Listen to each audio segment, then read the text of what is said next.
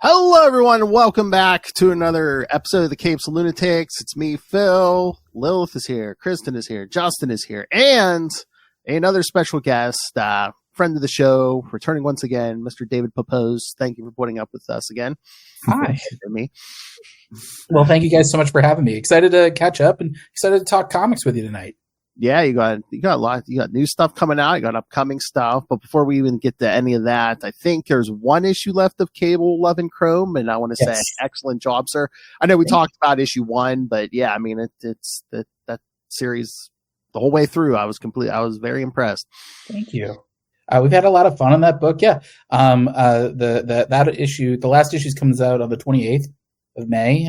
So 2 weeks after we're recording tonight. And yeah, it's been such a fun book to work on. Not just the sci-fi timey-wiminess of it all, although that was sort of a fun challenge structurally. But I think also just like the themes and the emotion, we really got to dig into some places that they were certainly challenging for me to explore. I think these making Cable likable, super hard job. Oh, how dare you! Well, no, he's supposed to be the guy with the punchable face, very much the straight man. Well, the soldier, yeah. The idea of like talking about mortality and talking about viewing his techno-organic virus as like a chronic terminal condition, and this idea of choosing your own fate. And, do you choose to die in a hospital bed? Do you die with your boots on? How do you sort of decide your own fate? And also finding what it is to find something to actually live for, so that you're doing more than just survival, you're actually living. And so that was some really fun stuff that we've been able to kind of play around with in this book. And so I'm very excited for issue 5. We're going to really kind of be pushing the time travel stuff even harder than we did our last issue. And Cable versus Cicada for all the marbles. And I'm very excited for people to see what me and Mike Henderson have planned for this big finale. And again, great story. The art is very. I enjoyed the art also in this. Yeah, Mike is terrific. I've been a big fan of his since Nailbiter and The Forged, and he's got The Hive, his creator-owned book over at Image right now.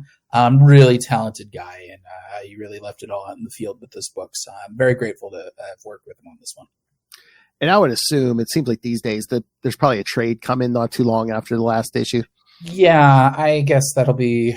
It's usually I think 3 months after the last issue drops. I believe that's what Marvel's frequency is. So I guess that would be June, July, end of August, early September. Okay. Yeah. All right. Let's get to it. I know Speed Racer. No. Well, I'm an open book. I'll talk anything you want. Captain Planet. Issue 1 came out already. And again, like I was saying to some of the people here, seems like I don't know if you want to call it a reboot, but it's kind of reimagining of the 90s series. Yeah, definitely. I would certainly. I think reboot, relaunch certainly is an appropriate term. I mean, for those who aren't familiar with the 90s cartoon Captain Planet, it's the story of 5 ordinary people from around the world who are suddenly given the elemental rings of Gaia, which allow them to bend the various elements of earth, fire, wind, water, and heart. And when they use their powers combined, it summons this immortal elemental demigod known as Captain Planet, who's sort of like Superman with metamorphosed powers. And they fight corrupt billionaires who are looking to pollute our world. And we needed this book right now. Yes, the timing is right. It's sometimes uncomfortably timely, but it's been a super fun book. I pitched it as X-Men meets Avatar: The Last Airbender, and I'm so thrilled with the response to the first issue so far. Well, Kristen down there made a point that she said it's probably more timely now than it was in the 90s. I think the big shift is, it's been 35 years since the original cartoon aired, and I think in 1990 a lot of this stuff was seen as still very hypothetical. Climate change, the hole in the ozone layer. Now we're living in the year 2025, and it's not so hypothetical anymore. Climate change is actually environmental disaster, and it's a disaster movie that we're all extras in. I live in Los Angeles. We had the wildfires a couple months back. I lived in New York during Hurricane Sandy. My parents live in the Midwest. Wow. They had tornadoes. They had like 15 of them. It was a month or so back. So this is from today's headlines, and I think there's a lot of people. I mean, the original cartoon was very ahead of its time. The fact that it was these 5 international people fighting against. They made no bones that the other side of climate change, it was the human greed that was driving all of it. And these people who they will destroy anything in the name of profit and consolidating power and their own ambition. And for them, they're so rich and insulated from consequence that all that matters is the bottom line. All that matters is sort of that power. And meanwhile, the consequences are for people like you and me on the street level. And I think seeing kind of what's ahead of us, what we've already seen, what could happen in the future. I think that lends a certain sense of immediacy and timeliness to a book like this, and then seeing how many of these Captain Planet villains are now basically running the country. I love that Plunder's the first villain. I absolutely was like, yes. Yeah, it was weird seeing him like throwing a Nazi salute at the inauguration, but I didn't expect for this book to become this timely. I've been pitching it for many years. Better part of a decade, and what you saw in that first issue is mostly unchanged from that original idea that I had. But I think Captain Planet is one of those characters. He was often overlooked, either being a product of his time or that his politics weren't subtle. And I'd say reality's gotten a lot less subtle. And now this character, this cast that's been overlooked, suddenly people are starting to realize that they really are the heroes that meet today's moment. Is this the first Captain Planet comic book then? No, it's the second one. Yeah, there was one technically in the early 90s, I believe. It only went 12 though, right? That sounds about right.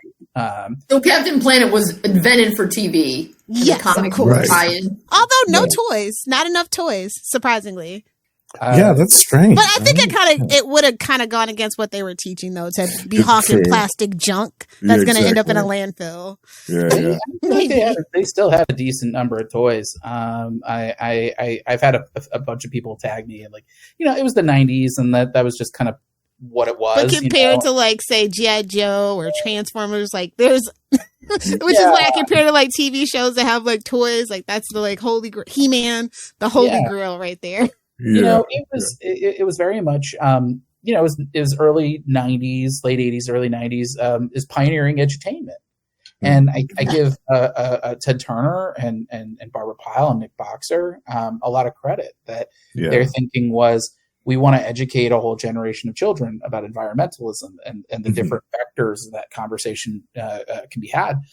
And looking at the year 2025, maybe not enough people watched it or took it to heart. But I think also, we're also living in a world that's being run by geriatric boomers. So they were certainly not watching Captain Planet. So, maybe there'll be a comeback, but I think for me, because we're sort of relaunching this book and we are targeting it for a little bit of an older audience, we're not targeting the young children demographic, but instead, similar to Space Ghost and Speed Racer, my goal was to sort of start off on the ground level, kind of clean the slate, start with a brand new continuity. And then also just to show people hey, Captain Planet has grown up alongside you. So these memories that you have or might have remember or might have gotten through cultural osmosis from your childhood, let's fast forward this a little bit. Let's say the story starts firmly in the year 2025 and the world outside your window. And I think it doesn't take too much to kind of add a little bit of a contemporary spin to something that was meant to reflect the world outside your window just in the year 1990. So it's been a really fun book to work on, one that I'm acutely aware of sort of the responsibility, and I'm very grateful for that. And so it's really kind of pushed me and artist Amon Casalos to really kind of deliver our A game. Nice. And I'm trying to remember if they addressed this on the cartoon, but I think you threw out the line in the beginning of issue 1. Captain Planet's been around a long time, maybe hundreds of years or longer. Yeah, Captain Planet. I wrote that outline so long ago. But as I recall, he does have he wasn't born yesterday, he's been around for a decent amount of time. But I like this idea that he's Earth's kind of like immune system in a little bit of a way, but not in a way that sees us as parasites, but quite the opposite. Captain Planet, like I said, he's like Superman with metamorphosed powers. When you boil him down, he's just somebody who doesn't want to see anybody die.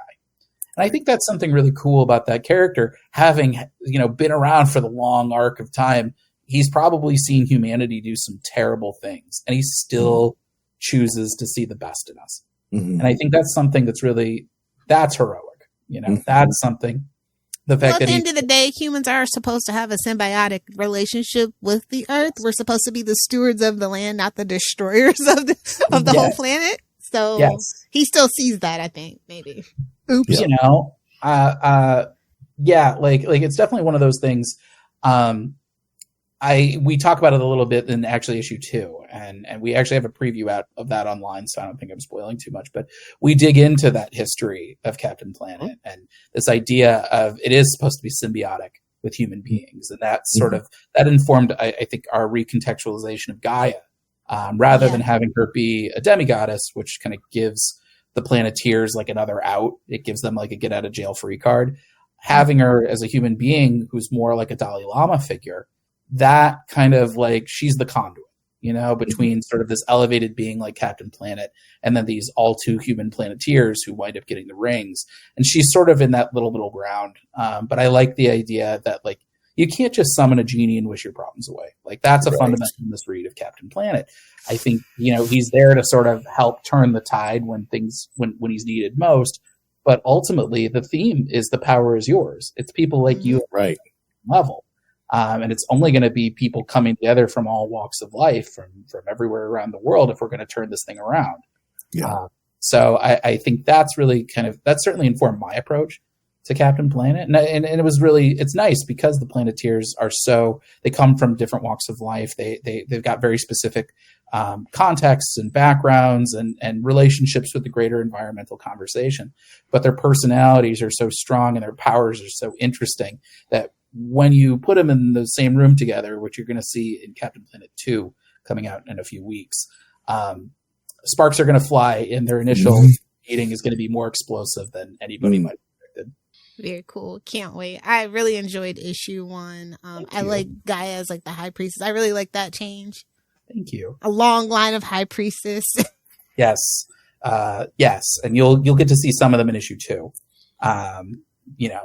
Because Cap's got history, and you'll get to see that, which is kind of fun. And it gives, I think, a little bit more weight behind that mythology, just the fact that he's been showing up across history, but we didn't keep that good of records back then. But I think, for me, when I'm approaching a reboot like this, I did the same thing on Space Ghost. You always want to try to figure out, not just what their powers are, but you want to figure out limitations, because it's very easy to have 5 elemental bending young people, they could just run rampant. So you have to give them challenges, and then that's not including this magical genie figure that they can summon. And so I built this origin story really structuring it around that of when do we deploy Captain Planet, but also how can we take him off the board in a way that he doesn't sort of upset the entire thing, but when he is there, how do we give him some threats that are worth his time, but also when he's not saving the day, what is he doing? And how do we continue to have him be a factor when the Planeteers have to take the torch? And so that back and forth really informed the way that I handled the origin story for this. And I think that's the only way you can tackle a monthly Captain Planet series. The cast is so big that you can't structure it. You can't structure it on an issue to issue basis like an episode of the show. And you can't do it the same way. You can't do it in the way that I did for Space Ghost or Speed Racer, where it's a lot of done in ones. I think with a cast this size, if you want to make sure that they're doing everything properly, you do have to kind of take that story over a longer arc. So it really is kind of like an epic blockbuster movie versus the done in one TV episodic structure that I've been doing in some of my other books. But I think that sense of scale is really fun to explore. And I think it really for a long dormant property like Captain Planet, I think you need kind of a big swing to get everybody on the playing field, and you're definitely going to see that over the course of the next few months. Yeah, I mean, just the little glimpses we got in the first issue, I'm really hooked in of like how the Planeteers are going to be different from their cartoon versions. Sure. It's one of those things. It's always a calculus of, I never want to make changes just to make changes. Like I'm a firm believer. I don't think there's anything wrong with Captain Planet. There's nothing broke that needs fixing. For me, it's just a matter of, the world stage looked a certain way in 1990, and now it's kind of similar again. It's changed, in 35 years. And so like a good example of that is our character of Linka, who, we did a full 180 with her from the original cartoon, because in 1990, she came from the Soviet Union. Right. She was seen as this conservative Planeteer. And I felt, in the year 2025, the idea of sort of making her our most liberal progressive Planeteer, that she's got her own underground eco-activist band in the vein of Pussy Riot. That was something that was really interesting to me, that like you can speak to the environmental conversation in a really immediate way and a really fun way. And you're going to see there's some complications to all that in her backstory that you'll see in issue 2. So, things like, Mati was another big change that we made. And I think that came from trying to anticipate, a lot of people used to see Mati. They used to, I got the heart. I don't want to be Mati. Yeah, they used to treat him as the punk talking star. to animals, first of all, yes, please, thank you. Yes. But it goes so much deeper than that too. And like a lot of people don't like, I think it's like the misogyny of like empathy and things like that too, Mm-hmm. Yeah. Yeah. And so for me, I wanted to make Mati a more active figure, and the idea of him coming from the hardest background out of all the Planeteers, that, he's got this ring that gives him tactical telepathy, but as you see, it's also kind of rewritten his personality a little bit. That he's an indigenous person from Brazil whose people are being forced from their lands by corrupt lithium mining interests. And he was going to fight back in a particularly brutal way. And then he gets the power of heart, and it cleanses his mind of all this rage and anger, and it turns him into this avowed pacifist. But he's a pacifist who could wreck you. So he's sort of like he doesn't need to throw a punch because he doesn't have to, because the power of heart, he can as you see in issue 1, he can communicate with animals. He can reach inside your mind, make you see things that aren't there. He can hit you with your worst fears and deepest, darkest traumas. He's a fun character. It's kind of like the Aquaman conundrum. It's like, he doesn't just talk to fish. He actually can kick Superman's ass on the right day, man. Yeah, I try to frame him as like he's like our Batman or our Shang-Chi, where like he doesn't have like the straightforward elemental bending, but he's the guy who's like the X Factor. He's unpredictable, and he's the one who ultimately often makes the difference. So yeah, he's been fun. But then there are other characters like like I feel like Kwame, you got something going on for Kwame, but I feel like he was like the least fleshed out character in the cartoon. I love Kwame. It's a toss up between Kwame and Linka as my favorite Planeteer. I pitched him as Cyclops beats Sam from Ted Lasso. Like he's got that sort of unassuming but reassuring kind of leadership to him, like he's a former soccer star, and so he's used to kind of like directing groups of people, like thinking kind of tactically, but he was sidelined with this career-ending injury. So and I wanted to, both Kwame and Guy, we made some changes because in 1990, I think the whole show was built on diversity and bringing in people from different walks of life.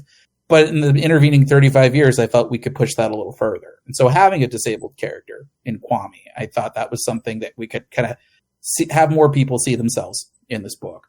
Or having Guy be gay. I thought that was something else that like you're not going to have 5 young people in their early 20s and they're all straight, like in the year 2025. And I think for me, pushing that representation, not only is it I think like a moral imperative, me as a straight white Jewish guy. But I think it speaks to me in a number of different levels. First off, I grew up as a Jewish kid in Missouri. I knew what it was like to not be part of like the dominant cultural force. Mm-hmm. And so I've always wanted to make sure that like everybody else gets the same rights and safety and considerations that I'd ask for my family. But also I think just from like an aesthetic point of view, like I think it's so boring to just have like a whole team of straight white people, I think having people from different walks of life and people from different backgrounds and people who represent different facets of the human experience, like that just makes a story more textured and interesting. I mean, anybody who liked giant size X-Men, number one, from way back in the day, that was a huge influence on this book. This idea of bringing in this diverse international cast. So, and for them, it was kind of like, how do we push the envelope and continue to have, representation in this book? And then there's Wheeler, who, Wheeler for the most part is actually very similar to his original incarnation, but we've tweaked his backstory a little bit in that he's an auto worker from Detroit, because I felt like he's obviously going to be sort of the conservative Planeteer. He's the one who's sort of the skeptic of all this, of like, why does the Planeteer's mission matter? Why can't we just give this to a higher authority? And that becomes, I think, a core theme of this origin is, why does the Planeteer's mission matter? Why does it come down to them? And so following Wheeler on that journey, I think, is a really important moment. And so, I think each of these characters brings a different, unique perspective and flavor to the mix. And so, when you put them all in the same room, it's really fun to write, and kind of watching these characters sort of play off one another. Those strong personalities wind up being a real gift as a writer to get to explore. Well, I did get one question for you. Carl Kramer wanted to know if Captain Planet's going to address the massive environmental impact of animal agriculture. There's so many different things that we could address that we couldn't possibly fit all of them into any. How about the sham of individuals having carbon footprints? Yeah, that we should be more responsible than the corporations. How about that one? I can say that obviously a corporation and the guy running it. We don't have to trade credits. Okay, I guess I can say the guy running it as I guess an example of an individual carbon footprint. But no, I mean, look, Plunder Tech, Plunder Industries, like they're the bad guy of all this. So. And I think that becomes a little bit of the wish fulfillment of something like Captain Planet is like, you can't punch out a corporation in real life. These things are very firmly entrenched, and obviously like any attempts at sort of reining them in, it's going to be a long road, if and when we can do that. So the idea of having somebody like Captain Planet versus somebody like Lucian Plunder, it does sort of individualize these kind of broader narratives. And so, the idea that, you can defeat a billionaire, like this one-on-one. I think that's a little bit of the wish fulfillment of all this. I think ultimately, like, you still need to navigate this being like a coherent story, particularly like in the superhero genre. And so I don't think it's necessarily framing it as, oh, hey, like if you individually recycle, you're okay. You'll save the world. But I do think, any sort of superhero story, it does kind of come down to like, well, it's these people, it's these people who are protagonists that if they don't step in, the world is doomed. And so you kind of have to like thread that needle a little bit. But ultimately, I think it's going to be a collective effort, whether it's to defang the corporations that are sort of causing all this or to hopefully come up with a better option. Mm-hmm. Okay, can you just blink twice? So if you're not watching it on YouTube, just let me know if Hoggish Greeley's going to be there. Just blink twice. Hoggish Greeley. He's somebody we're sort of keeping in the back pocket. Well, Dr. Blight obviously is the best Captain Planet villain next to totally. Plunder. Hoggish Greeley, I don't know, it's just something about him. He's a great villain that we did not want to use in the opening arc because he's just too good of a villain. Like that's somebody that that's something I'd really want to develop. because I think the parallels are so strong to like what's going on in the White House today that like that's a story you can do something really interesting with. So I didn't want that's something you wanted to introduce. Ultimately, with an origin story, you want to introduce the core characters. Mm-hmm. And so I felt like Lucian Plunder was like a good figure to kind of anchor that, origin story on, because of his wealth and power and access to technology. You can spin off other important Captain Planet villains like Dr. Blight or Duke Nukem. But yeah, Hoggish Greedley, I've thought a lot about Hoggish Greedley, and there could be some really interesting things that we could do with that character in a second arc that would be really fun to explore. How I don't know if you want to say do you know how long the first arc is? How many issues is it? Yeah, so our origin story is going to be 6 issues. Okay. And so Jay Lee is actually doing a series of connecting covers across those first 6 fun. issues. Oh, cool. You'll see Cap and the Planeteers all kind of in a jam band. And then, it's actually a conversation I need to have with Dynamite soon. But, it's really, we got to gauge interest, just to see, what the interest has been in the book, just make sure that they want to pursue and we want to pursue. And also just kind of pacing out my own bandwidth, making sure that, like, if I continue, that I can deliver a story that's, like, worthy of everybody's time. But yeah, I would love to keep writing the series. It's super fun, and like I said, the characters are excellent. But if 6 is what we get, I promise you're going to get a very strong beginning, middle, and end. Like I said, I'm writing this more like a movie than necessarily as a TV show. So this was sort of my big blockbuster take on. Well, fun fact, that live action movie has been in developmental hell for at least 25 years. Yeah, I know Leonardo DiCaprio's company was involved. I know Glenn that was the most recent for a long time. I think for me, from what little I've heard, just reading the trades and things like that, I don't love the idea of I don't want to do a deconstruction of Captain Planet, and that could either go, and I've seen it done in one of two ways. Either, he's a sad sack, or he's like homicidal and like dark and bleak. And I know that, like, let Captain Planet wear sweatpants. Well, it's just you always want to pay respect to these sorts of properties. I don't think it's worth anybody's time trying to like exhume something that's been dormant for however many years and then kind of thumb your nose at it. And so for me, you want an earnest take on it. Yeah. I mean, I want to take that like actually lives up to what's on the tin. And just trying to take kind of the most modern take I can, the biggest swing that I can. Because like, you don't need to bring back the book if you just want to make fun of it, or if you want to sort of like poke holes in it to say, well, this doesn't work unless I turn it into a dark, edgy, gritty reboot. And I've done gritty reboots before. Like my very first book, Spencer and Locke, was literally billed as What If Calvin and Hobbes Grew Up in Sin City.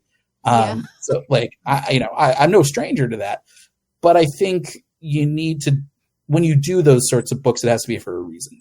It can't just be edgy for edgy's sake. Like you have to be saying something behind it. But I think Captain Planet, to me, the thing that really stands out the most about him is just that inherent decency. The fact that he doesn't have to fight for us, but he deeply wants to. And that I think is an inextricable part of his character. I think anybody who's trying to lean into like the Don Cheadle of it all, like I'll say they're not a real one, that like, I think that's so antithetical to what not just the original cartoon was about, but I think just like the core concept, like it is something that's ultimately rooted in hope and optimism and empathy. And those are the qualities that I really wanted to kind of dig into this book. Because I do think we're living in an empathy shortage right now. And I think if you can read a book like ours and take even 2 seconds to think, hey, that guy, who maybe comes from a different country, maybe he comes from a different place, maybe he doesn't speak the same language. We still have more in common than we have apart, and that we're always going to be stronger together than we are apart. And I hope that's something. If even one person thinks that after reading the book, then I would consider it a job well done. All right. I feel like Captain Planet is in good hands. But us 90s kids, we're watching you. We got the eyes on you. Hey, I'm a 90s kid too. I grew up, I'm pure 90s trash, as you can probably tell. Same. Yes, no, trust me. This was the cartoon that I watched it growing up. I knew this mythology pretty well even before I started doing homework and doing a rewatch. Whereas something like Space Ghost or Speed Racer, obviously I was too young for the heyday. I'm sorry, but the theme song slaps and it's been living rent free in my head since 1991. He's our hero, gonna take pollution down to zero. Yeah, that's right. Until they replaced it with a very dated rap. We don't talk about that. We don't talk about that one. Oh, the rap one, yes. Oh, yeah, the rap theme song was interesting. They tried. Yeah. But yeah, this is something I've been pitching around the industry as long as I've been in the industry. So, the better part of a decade. Oh, I had a quick question. I think I was reading, I think it might have been in the previews. It's like Dynamite and Warner Brothers something or other. Yeah, Warner Brothers. What's the deal Discovery. with that? Yeah, so this has been part of an initiative that Warner Brothers, basically Dynamite has been in a licensing deal with Warner Brothers Discovery for the past year and a half, I guess. They announced it not at this past New York Comic Con, but the previous Comic Con, and so I was one of the flagship books with Space Ghost. We came out right after Declan Shalvey and Drew Moss's Thundercats, which was sort of leading the pack. And I've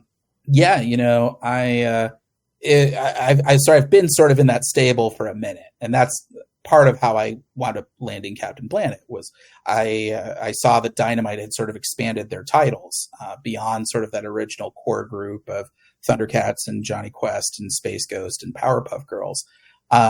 And so they had added in things like, I don't remember all the ones that they added, besides Captain Planet, of course. And so I was at San Diego Comic-Con, it was last year, and I saw that press release go through. And I was at BarCon, and I saw my publisher, Dick Berucci, at the same bar, and I marched over with the email and said, do you have anybody on this? Because if not, you got to give it to me. And then I saw my editor, Joe Rybant, who's my editor on Space Ghost, and I saw him at another party later that night, and I told him, I was like, do you have anybody on this? And he's like, I don't think so. And I was like, let me give you a pitch. And the rest is history. Oh, cool. I mean, that should be the passion they're looking for. Be like, no, you must give me this book. I just think, it's got all the elements for a blockbuster success. I think that between the timeliness of its themes, beyond how organic and diverse its cast is, but the fact that we can inject kind of different pop culture strains, in the intervening years, I've thought for a very long time, over a decade, that this is something that has been long overdue, a 21st century revival. So I feel very fortunate to be able to kind of lead the charge with Amon to bring that to life. Well, I could talk Captain Planet all day, but you do have Speed Racer as well. Another iconic 90s kids reruns from the 60s. Yeah, because we did get the little tease on Free Comic Book Day. Yes. Speed Racer. That's been such a fun book to work on. And that was actually another project that came about after after San Diego Comic-Con last year. I've worked with Mad Cave Studios before on a book called The Devil That Wears My Face with Alex Cormack. It's Face Off meets The Exorcist. If you haven't read it, it's one of my favorite creator-owned books that I've done.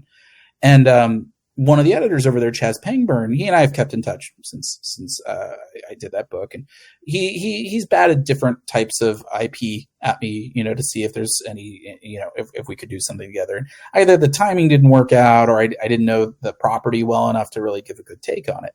But he cornered me at San Diego as I was doing a signing with him. And he said, listen, we've been doing these Gotcha Man comics with Tatsunoko, and they've been very well received. And so we're actually going to be expanding that partnership.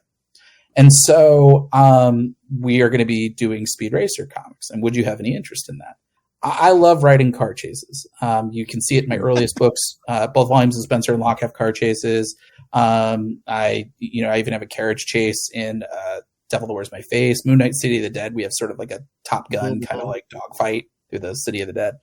I love being able to try to convey motion and speed and intensity in a static medium like comics. And you see some of the all-timers have done some amazing stuff. David Aja with Hawkeye, Trad Moore with Ghost Rider, which is an all-timer. George Santiago Jr., I'm going to toot my own horn a little bit, did some amazing car chases in Spencer and Locke Line 2. So the idea of being told, hey, you can write, we'll give you a 15 issue and then wound up becoming 16 with Free Comic Book Day. 16 issue runway where you can do a car chase in every issue. I knew that I would never get that opportunity again. And I think it's one of those things that Speed Racer at its core, I pitched it as Rocky in a race car.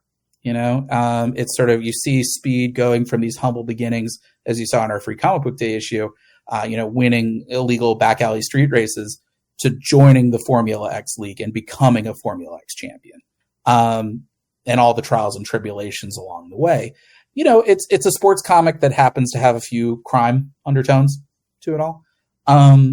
But yeah, it's such a fun book, and I think it's a really nice mental palate cleanser for me in a way.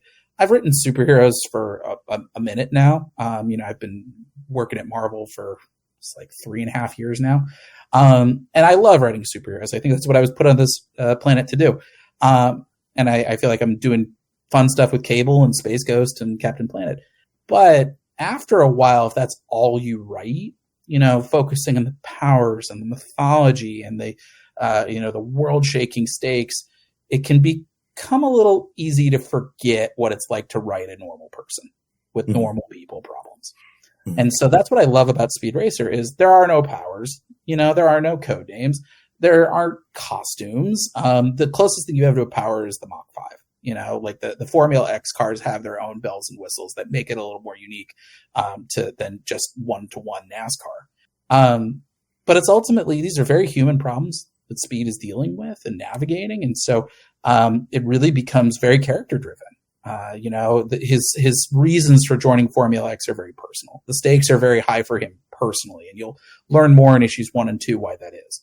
But, like the soap opera becomes a core part of all of this. And even during the races itself, the color commentary and the play-by-play to kind of help sell these actions. It's very involved in terms of like the dialogue, more than I was ever expecting. But I think the extra kind of time that it takes to add that polish to it really pays off. So I'm really thrilled with the way that this book is coming together. We're still very early on in my run. I think I'm about to start chapter 4 of 16. So like my first quarter is about to be done. But yeah, similar to Space Ghost, it's brand new continuity. You don't have to have watched any previous episodes to appreciate this book. All you have to do is pick up issue 1. If you missed Free Comic Book Day, that's okay. Issue 1 is also going to serve as a number 1 should, where if you haven't read anything else, this is a perfect entry point for this book. And is this kind of going to be like its own little universe? Because Mark Russell's doing a Racer X book. So are you guys in communication about, yes. So yeah, Speed Racer is going to be sort of the flagship title that then you will see some of the other characters sort of spinning off into their own stories, as well as seeing them in our book. So, so Racer X is going to kick off sort of our line of Speed Racer spin-off books, and Mark Russell's doing a great job with it. He's actually ahead of me at this point. He's I'm trying to remember how many issues. I guess it doesn't matter how many issues his spin-off is going to be. But spin-off for Chim Chim. That's all I'm saying. What'd you say? I'm sorry. Spin-off for Chim Chim the monkey. I think there's been some discussion about something Spritle and Chim Chim related. It's almost irresistible, even if it's just like a one shot or something. Like those two are just like a dynamic duo. YouTube creators. But yeah, Mark and I, like, I've read over Mark's scripts, and so we're in communication just to sort of like in terms of like sharing characters and like figuring out like, okay, like where Mark's story might like nod to something going on in the main series, like how do we coordinate all that? But Mark is doing some really cool stuff that kind of really digs into Racer X's head a little bit, and sort of positions him as sort of this nice bridge between Speed, who's a driver, and Pops Racer, who's sort of a designer. Racer X sort of fits in the middle of all that, and also sort of throws in a cool coat of vigilante paint to go along with it. He's a fun character to write. I've sort of actually my next issue I'm going to be digging into him a little more deeply. But he's one of those characters, like a little goes a long way with him. He's a man of few words. He's sort of like Batman meets Dominic Toretto in a race car. Yes. So he's, all these characters are super fun. And I think the fact that Speed and his supporting cast, they're all united by a shared love of the game, but they also have their own conflicts as far as how they view that. I think for me, the appeal of a book like Speed Racer is Speed at his core is somebody who's chasing after his passion. And as a comic book creator, I can empathize with that. I remember what it was like when I was just a fan, and then deciding, hey, I'm going to try to make one of my own, and I'm going to be in the indie trenches. And then suddenly you find yourself being called to the majors. And that's a learning curve to that. And there's this idea of sort of can you hack it? And if you do, then you're going to have to really kind of train yourself up, and you're going to have to navigate, and learn your process very quickly. And so that I see that with Speed of just racing is his passion. He is meant to be behind the wheel of a car, but there's also some conflict there, because this is also the sport that took his brother away from him. And this is the sport that really fractured his family and left, Pops Racer kind of a shell of his former self. But you see, Speed's the driver. He's chasing after his brother's ghost. Racer X sees racing as a tool, as a sort of a means for, settling the old scores. Trixie, meanwhile, is the Carol Ferris to Speed's Hal Jordan. She owns the race car team. And so there's sort of this will they or won't they. They have a meet cute, and then circumstances pull them apart, and then suddenly they find themselves face to face in the Formula X League. And so it's sort of, there's obviously romantic tension between the two of them, but also she's his boss and he's the hotshot driver. So how's that going to work? But for her, racing is about legacy. This is how she preserves her father's memory, is by maintaining his race car company. Even Spritle, who's super fun, we've recontextualized him as sort of a streetwise hustler. He streams Speed's races and sort of eggs on. He's going to get banned on Twitch. He's encouraging them to bet big, so they can take home more money. But he's also he's got a future in color commentary. He does some interesting kind of play by plays of Speed's races. And then of course Pops, he's a designer. He's the Da Vinci of car design. But at the same time, this is a sport that took his oldest son away from him. And so there's a lot of conflict about the sport and also Speed's participation in it. And so, you put all these characters together, very similar to Captain Planet. And it's a fun mix of different personalities and different motivations. And watching Speed kind of be the conduit that bounces off of all these people. Not to sound too hoity and toity about it, but Speed, honestly, he kind of strikes me as very much like a Hamlet figure. He's very much driven by his passions. And so he's somebody who, you can feel that tension, that spark, that chemistry with him and Trixie, but also, he can get really amped up when he wants something, but also the lows can be real low for him. And just, being able to write a character that is sort of, you can sense that those still waters run really deep for him. He's a very fun character to explore. And I'm very excited for people to get to see this new take on Speed Racer. So did you know much about racing, or did you start watching NASCAR, Formula One, things like that? Yeah, I had to do a lot of homework to figure out how racing works. And it's one of those things that like anything like that, you want to do your research so then you can kind of figure out what can you approximate in the span of a 22-page monthly, and still kind of maintain the character development and all that. But yeah, I did a lot of homework. I was watching a lot of races. I was watching every movie I could get my hands on about race car driving. I did everything from Days of Thunder to Gran Turismo to the Cars series, everything just to try to get whatever inspiration I could. I'm very excited for Brad Pitt's new Formula One movie that's going to come out a few weeks before our first issue. Yeah, and then beyond that, just watching every episode of Speed Racer. I watched every episode. It took me I think 2 or 3 weeks. How many are there? I think it's either 50 or 52 episodes. Oh, wow. You gotta remember, it's from 1967, and it's in. Say, did you watch the dub or the sub, by the way? It was always on reruns, so you're like, how many episodes are there actually? I watched the dub, just from that Amazon had. But it's definitely it's certainly a product of its time, just in terms of the storytelling, but the bones are all there of some really just interesting stuff. And so, yeah, I watched. Did you watch the movie? Oh yeah, of course. Yeah. Of course. Well, I think the design of that movie Did you drive so a race good. by yourself? No, I wish. My wife would not let me do that. You can do the simulators at the arcade. That's true. I've done those before. And actually, I live right next to the Peterson Car Museum, so I've done a simulator there. I've seen the Mach 5 over there as well. I really try to immerse myself in this because it's very niche and technical, and and there's a lot of different considerations, and then you have to kind of know what the rules are before you can kind of tweak them a little bit. Especially in terms of Formula X, and I don't want to spoil too much for those who haven't read our Zero issue, but I wanted to find a way to kind of incorporate some of the doodads from the gadgets from the original cartoon, things like the cutter blade, for example, the buzzsaws that come out from the Mach 5, the belt tires, the defensor shield, things like that.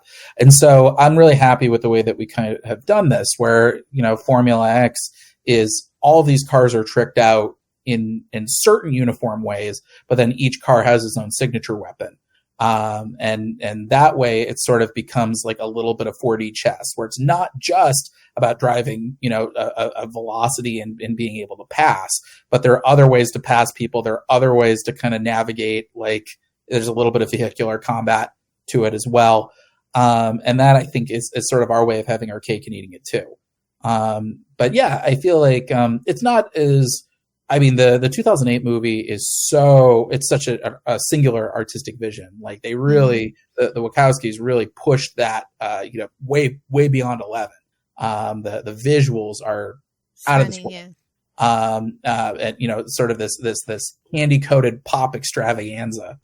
And so for us, we, obviously we didn't want to just try to replicate what the Wachowskis did almost 2 decades ago, because that's showing up to a party that we're never going to win. For us, I really tried to pitch it as sort of like a synthwave version of Miami. And we're going to see, again, we're very early on. But I imagine with each different race, the settings are also going to kind of dictate the visual tone a little bit of all this. But yeah, I've been trying this one. I think I probably did more research for Speed Racer than I've ever done on a book. I think that the closest I ever did was for Devil That Wears My Face, where I had to learn about the Conclave years before the movie came out.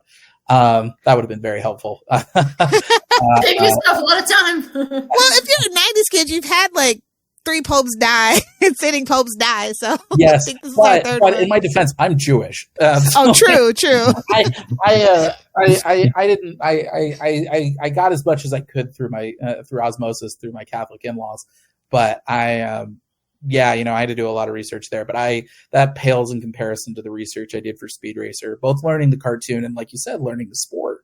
But it's so fun. Gran Turismo was a movie that I surprisingly was super helpful for me, because I think surprisingly based on a true story.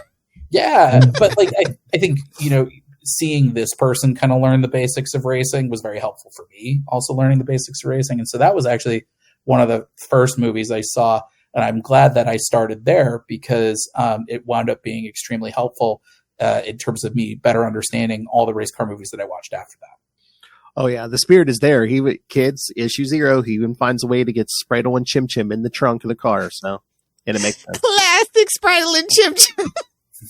It's a sad commentary in the world that you don't really have to do much research for Captain Planet. I mean, the devastation is just right there. Well, and I'm fortunate that I grew up watching that, so like a lot of that was still kind of baked into my pop culture DNA. But yeah, Speed Racer and Space Ghost as well. You have to kind of do that degree of homework just to kind of figure out the lay of the land. Especially with those older cartoons where a lot of these characters only show up once or twice. A lot of them aren't named at the beginning of the episodes. That really kind of killed me while I was watching these. Is I'm like, I don't know what this guy's name is, but maybe I'll find out like 2/3 of the way through the episode. Whereas I think by the time the 90s occurred, everybody kind of knew, like, okay, if you introduce a character, you need to do it by name. You need to give them a name. They're important. But yeah, I think doing that homework is really essential, and it certainly has been helpful for me because as I script, I'm able to then kind of look back at my notes and be like, hey, I need a character here. Is there a spare character that I can use? Because it's always better. I prefer to draw from that pre-existing mythology rather than, I'd rather avoid making up a new character whole cloth just because there's so many good ones that we can draw from. And so, yeah, doing the homework, I think, is kind of an essential. Well, fans love that. If somebody comes in that is like, oh, we found that guy that was in only one episode. Woo! Yeah. I mean, I'm the guy who wrote a whole comic series where, like, the core plot point was that Beetle Bailey was brothers with Lois from High and Lois. So I if I can find those, like, tenuous connections, I will endeavor to do so. And do you find it more difficult to like do a Space Ghost or a Speed Racer because the properties are so much older and it's like you want to modernize it kind of, but you don't like Space Ghost Hanna-Barbera. They did not believe in continuity. The only challenge is just the homework of it all. Just like it's time intensive to watch that many episodes, and I have to take notes. Like I literally am writing a play-by-play of what happened in every episode and every movie I watch for Speed Racer. So that's time consuming, because you have to fill up the tank. You just need to kind of cram everything you can learn about this property in usually a fairly accelerated time frame. And so that's a challenge. But once you figure out like kind of the lay of the land and you sort of figure out, okay, Space Ghost is a great example. Which villains are most prominent, and you find that out by the end of the series because of the Council of Doom. And so you realize like, okay, these 6 villains are like the core villains. I can kind of then navigate the rest of the series around it, or figuring out how important Jan and Jace were to the whole thing. I wouldn't have known that from Coast to Coast. I wouldn't have known that from Joe Kelly and Ariel Olivetti's 2005 miniseries of Space Ghost. It was just watching the pilot that I was like, oh, these kids show up before Space Ghost does. It's an ensemble show. They are core parts of every episode. It's not like Batman where you can tell a Batman story and not have Robin in it. It still feels natural. Like Space not Ghost. as good.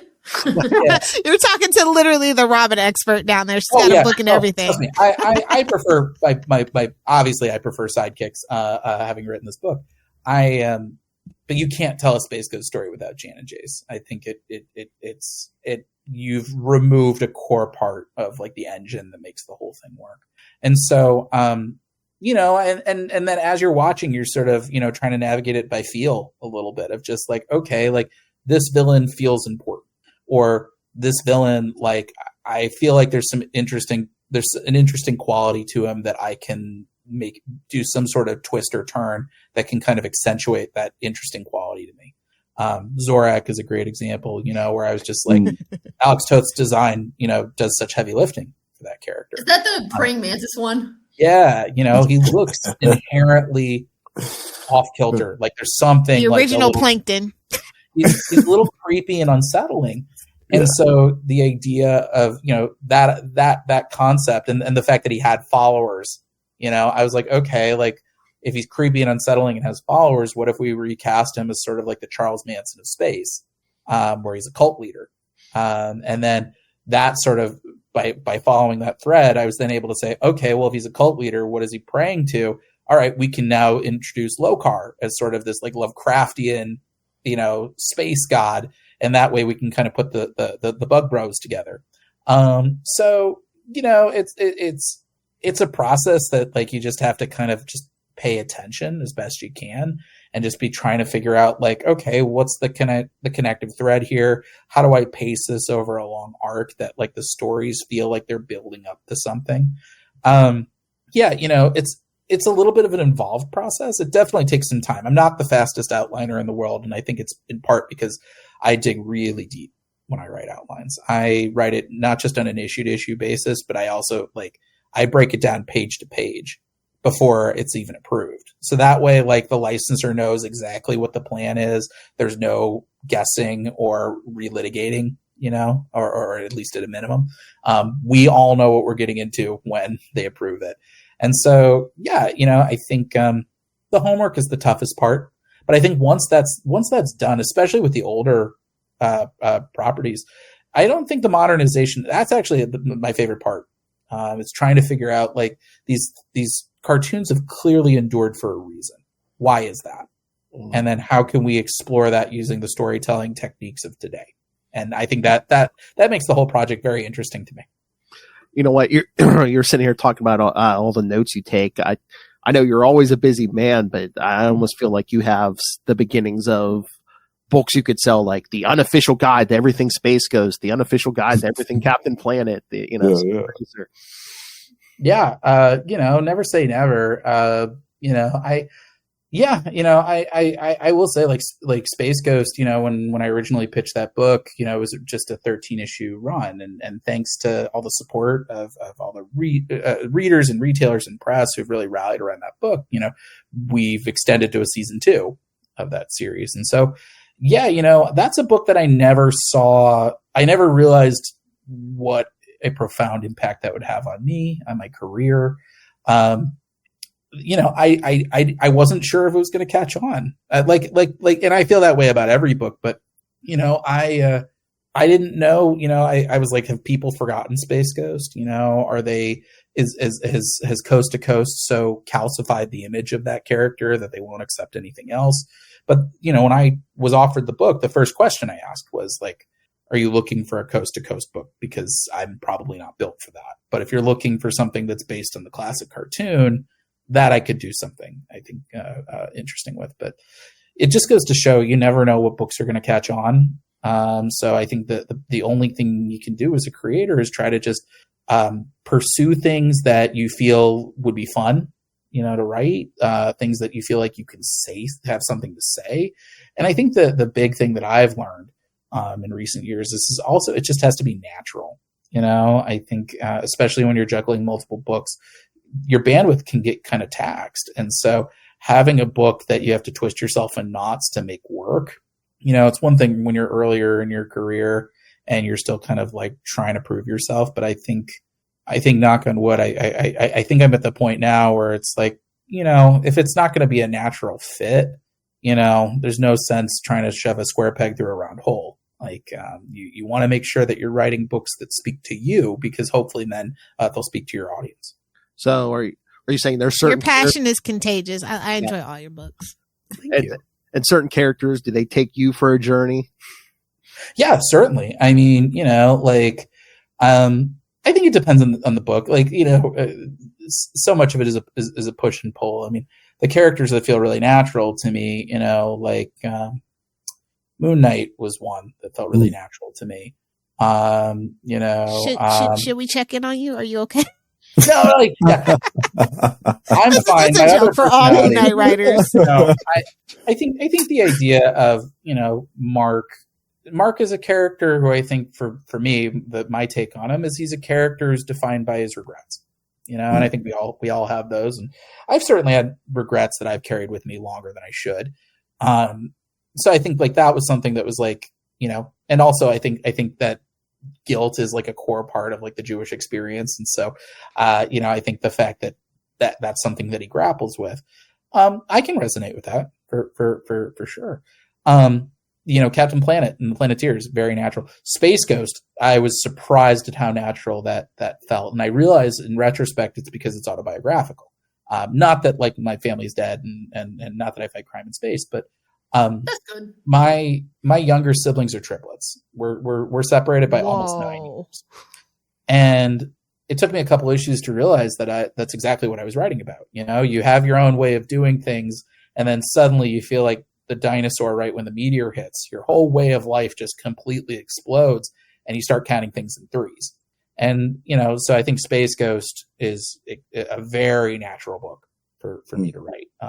Whereas like there are other characters that are a little harder to kind of like, it took me a while to crack Cable, as a character. I think because he's got so many bells and whistles to him, in terms of his powers, in terms of his backstory. It wasn't until time travel was the easiest thing about Cable. Yes, but it makes this history so convoluted. And let me tell you, trying to structure a time travel story, especially in the loop that we're doing with this book, was tricky. But Cable himself, he's a character who's defined by his stoicism, and it wasn't until my wife kind of gave me the light bulb moment where she's like, what's different about this guy from anybody else? What makes him unique? And that's when I sort of listed down. I was like, well, he's not the only time traveler in the X-Men stable, and he's not the only telekinetic. He's not the only telepath. He's not the only gun guy. What makes Cable unique? It's the techno-organic virus. That this is a chronic terminal condition that one day is going to do him in. And that defines his whole way of life. And that became the through line of the whole series. That's how I was able to justify the time travel romance element, which Marvel approached me to tackle. How do you justify having a character who's a short timer who may not exist beyond the context of this 5-issue miniseries? You lean into that this is not just a short timer for Cable. This is a short timer in life. And so then it's sort of you get to push that sort of that core doomed romance where Avery gets to see Cable at a level that nobody else in his life has, as somebody else who shares the same life altering condition that he does, but who has had a community to help her process this in a way that Cable never has. So that took a little while. And like I said at the beginning of the interview, we dug into some pretty heavy subject matter with that. So that book took a lot out of me, more than most. A book like Punisher, the same thing, where that was a book that we were trying to navigate a bunch of different threads, or threading the needle, I should say. Because we wanted to introduce a new Punisher that felt like you could tell Punisher stories, but still felt simple. So you could just kind of like pitch what the character is in a quick sentence. But also, how do we sidestep some of the polarizing political landmines that the character has accumulated over the years? Whether it's bad actors who are sort of appropriating that name, or just the epidemic of real world gun violence, people walking into a Walmart and thinking they can walk out as the Punisher. How do we put that character on a slightly higher shelf? There were a lot of considerations that went into a book like that. And, books like that, books like Cable, like the extra work pays off. I'm very proud of how both of those books came together. But yeah, I mean, there are definitely books where you're kind of like, oh boy, that took a lot out of me. That's double or triple the effort of one of my other books. And so you kind of start to figure out pretty quickly, how do I kind of pick my shots, choose them carefully, because ultimately, I only have so much time. I only have so many books in me. I'm only going to be on this planet for one crazy, beautiful life. So I want to make sure that I pick my shots carefully and make sure that every book counts. David, I love your stuff, and you've joined that elite group in my mind that I call the Wallet Busters. All of a sudden, you just hear, "Oh, David Pepose got a new book." I'm like, "Shut up and take my money!" Oh crap! They're gonna pour my money. Okay. Well, thank you. You're keeping my puppy fed and kibble. Oh, you already got littlest money. You don't have to say that. I was going to say, I hope this is a compliment when you were describing how you're really doing your homework and you like to pull other stuff in. I was like, oh, you sound like Mark Waid. That's very kind of you. Wow. Thank you for saying that. I would love to be like Mark Waid. That guy was so walking encyclopedia. Yeah. Well, and he's just so inspiring. I grew up, again, I'm 90s trash. So like Kingdom Come, like that that, Superman Birthright is probably my favorite Superman story. Mark, and also I really admire Mark is one of those people who he's a real leader in the industry. I feel like Mark and Gail Simone are like the two people who I really look up to as far as like leaders in this business. Mark is not afraid to defend his fellow creators. He's not afraid to stand up to bad actors. And I think that comes with that experience. It comes with that seniority, but I think it would be so easy for someone like Mark to just turn a blind eye.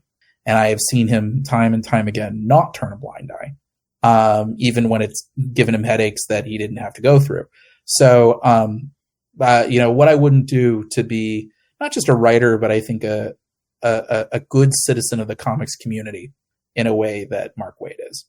So thank you for that comparison. It really means a lot. What I wouldn't do to have half his talent, but I will strive to try to reach that same level of integrity.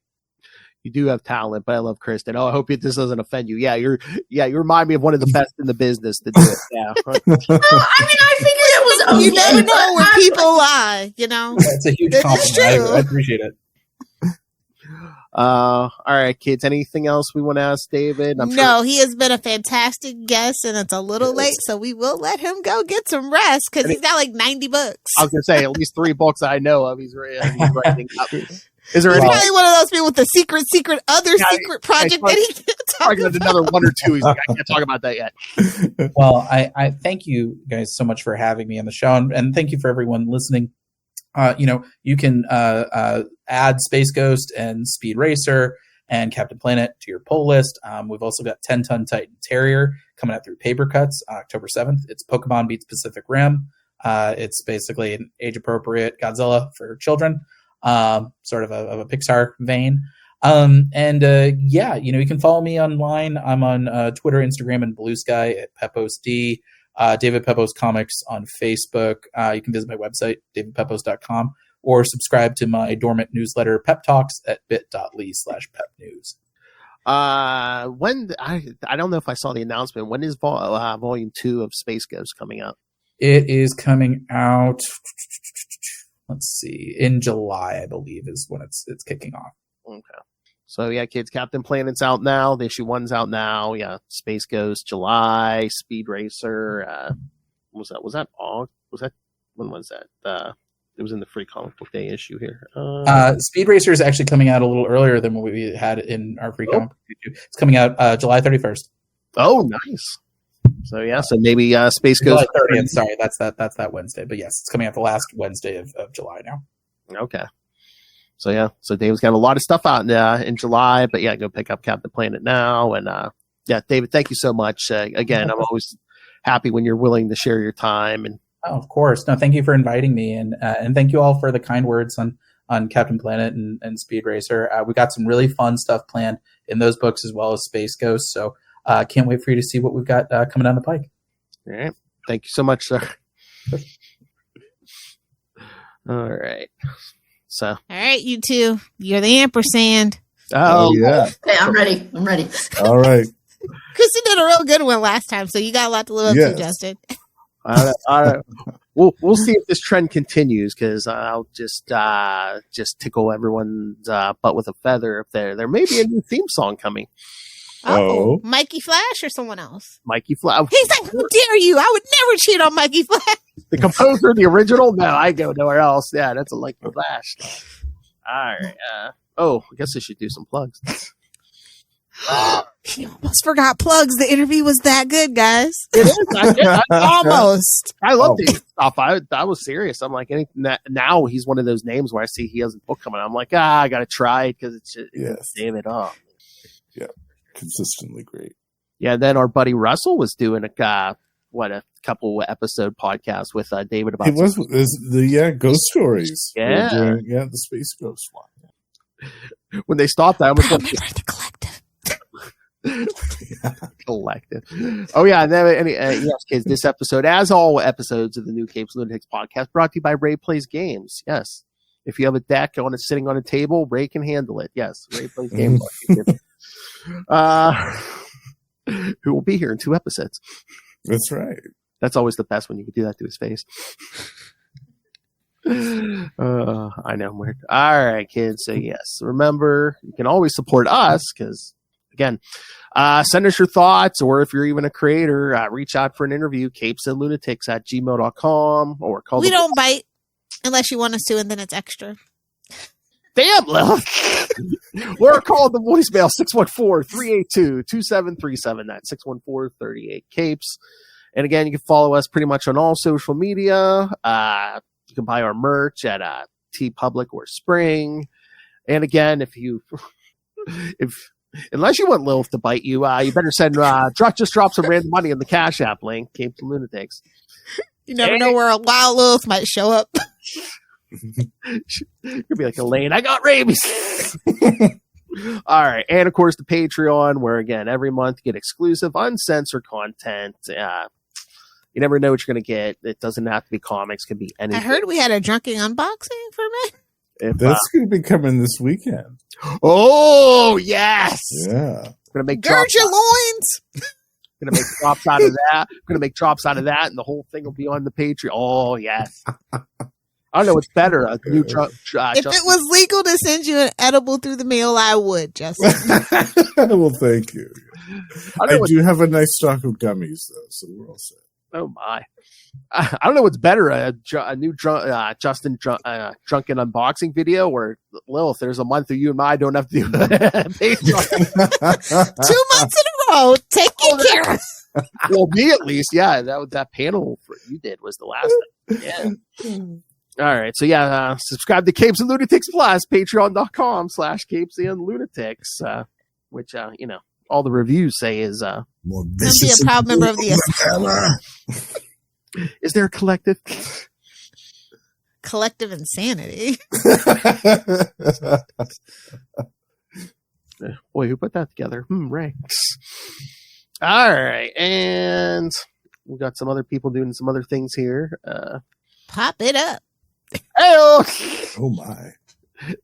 All right. First, we get to this Justin the Owl. Yes, he does another podcast. Well, he's always doing something. I did listen to the first Shadow episode you and Russell did. Excellent. Oh, nice. Good job, yeah.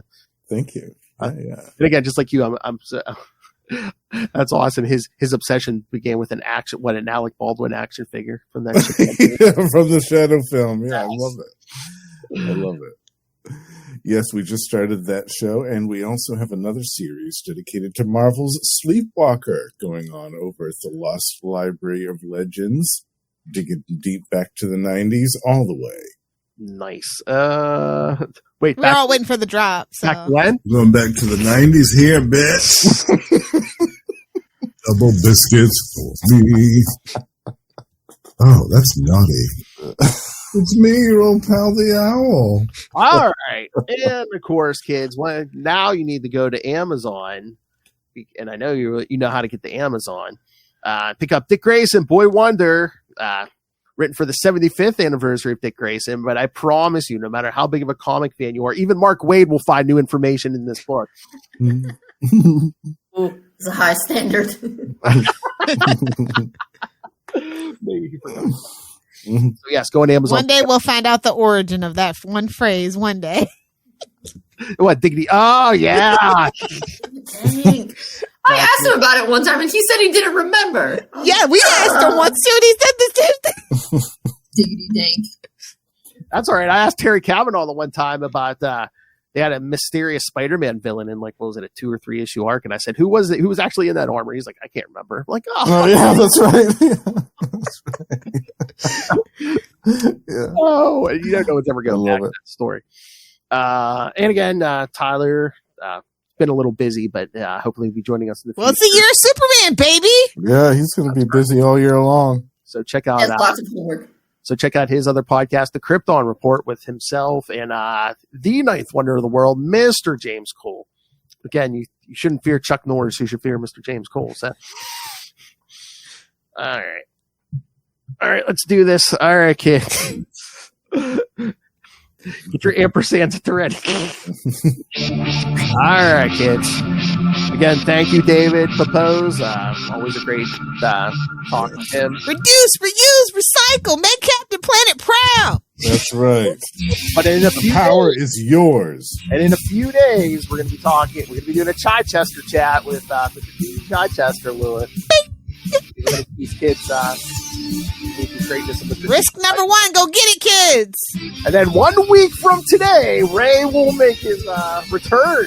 Return down under. Right. Return so for another week, we have been your Capes. Ampersand. Lunatics. Yeah. Woo. And yes, Justin, we do need video of Justin or Russell air guitar. Russell leads to the air guitar. Yeah. All right. Playing in the background. Go get Space Ghost and Speed Racer and Captain Planet. Yes.